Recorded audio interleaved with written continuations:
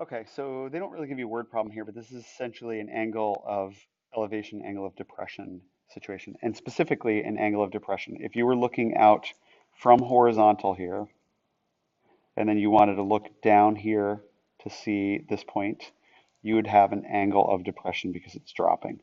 So what is that angle of depression? That is 40 degrees. Now, how does that help you if it's not inside the triangle? Well, we know that because that dotted horizontal line is parallel with this line down here, okay? That's essentially what this whole thing is about, these angle of elevation, angle of depression problems. Then you know that this is also 40 degrees because they are alternate interior angles between two parallel lines and on either side of a transversal line, which is that line that they're measuring as x. Okay, so now we've got this typical problem. And by the way, I could even go in so far if I wanted to say, okay, now I'm going to just erase the information I don't want anymore. And you can see how that just becomes a regular triangle problem to solve a trig problem. Okay, and how are you going to solve it?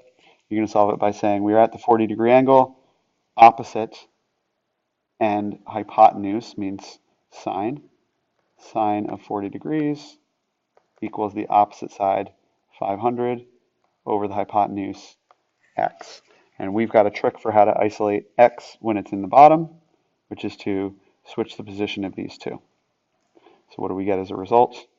We get x equals 500 divided by the sine of 40, or x is approximately equal to, and we're going to calculate this out, 500 divided by sine of 40. And I get 777.86, or 777.9, rounded to the nearest tenth. That's A. Cool. Let's do another. Okay. Another angle of depression. This angle here is 25. There. So by alternate interior angles theorem, that angle is 25 as well. And I'm not going to erase it this time. I just wanted to do it last time to show you that those extra pieces that are outside of the triangle are not really relevant to us anymore. We just needed this. So what do we got? What are we dealing with? Well, compared to this 25-degree angle, we've got an opposite side and an adjacent side. Opposite and adjacent is tangent. So we say tangent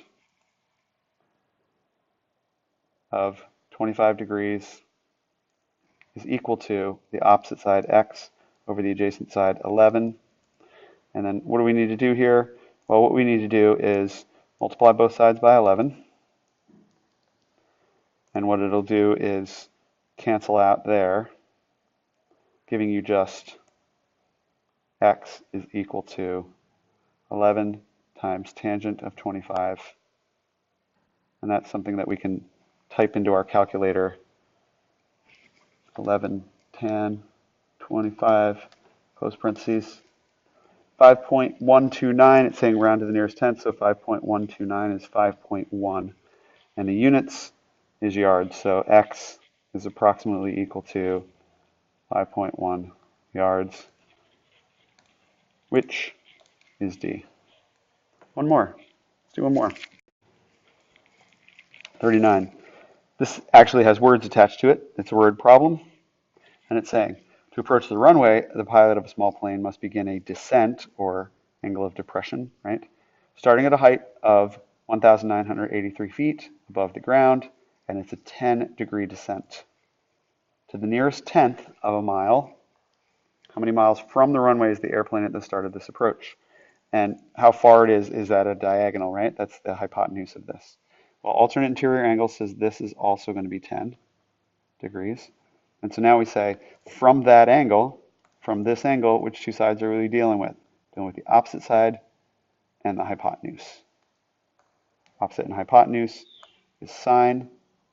So the sine of 10 degrees equals the opposite side, 1,983 feet.